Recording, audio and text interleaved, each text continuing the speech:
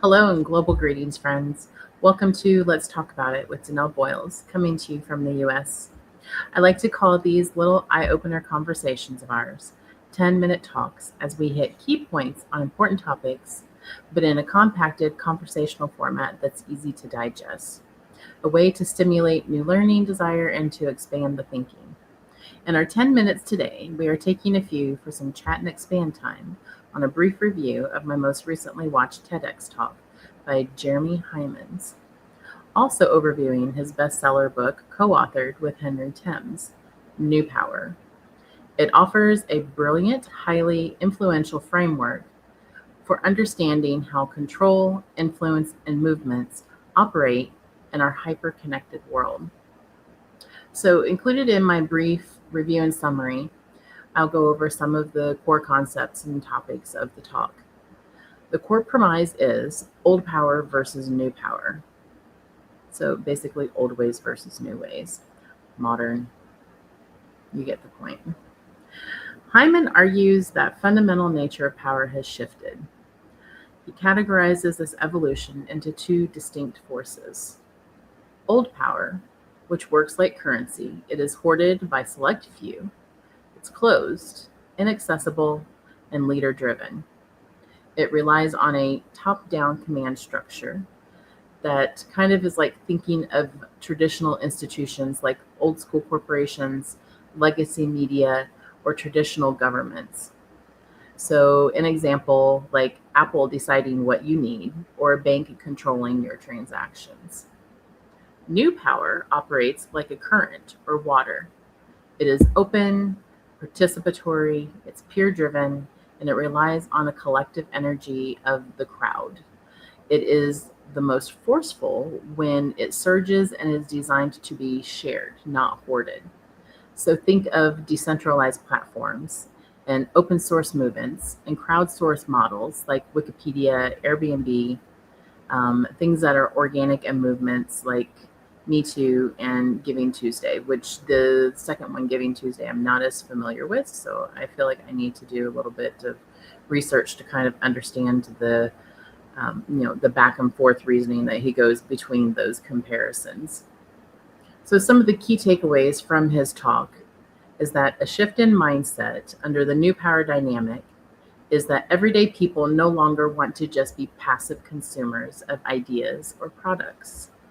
They expect to be active creators, collaborators, and shapers of their own environment, which is good. Consciousness concepts of the modern world, where individuals are involved in making their own choices of product, financial design, and governmental structure. The four quadrant framework Hyman's and Timms introduce is a fascinating matrix that maps organizations based on their operating models versus their values. For instance, some legacy institutions try to adopt New World values like utilizing transparency, um, crowd participation, while still trying to contain you and trap you as a consumer in old power operational frameworks. So it's kind of like they're masking and they're trying to make it look like they're accommodating consumers or like they're trying to change their ways, but really they're still operating in old ways. The warning that Hyman's is that is the most realistic is that he notes that new power isn't always inherently good, but nor is old power inherently bad. He points out that extremist groups that provide a lot of disinformation and campaigns that use new power networks with terrifyingly efficiency. So it's a very efficient way to gain control over individuals. So between the two, they still operate in very similar fashions. The talk is highly praised because it avoids simple buzzwords and instead it provides just a practical structural tool to decode modern society. It perfectly explains how an internet meme or a flash mob protest or a decentralized startup can completely disrupt multi-billion-dollar industries or even an established government overnight. The verdict is that an essential watch for leaders, educators, and creators. It accurately captures the transition from teaching people what to think to navigating a world driven by how people collaborate or how they should collaborate.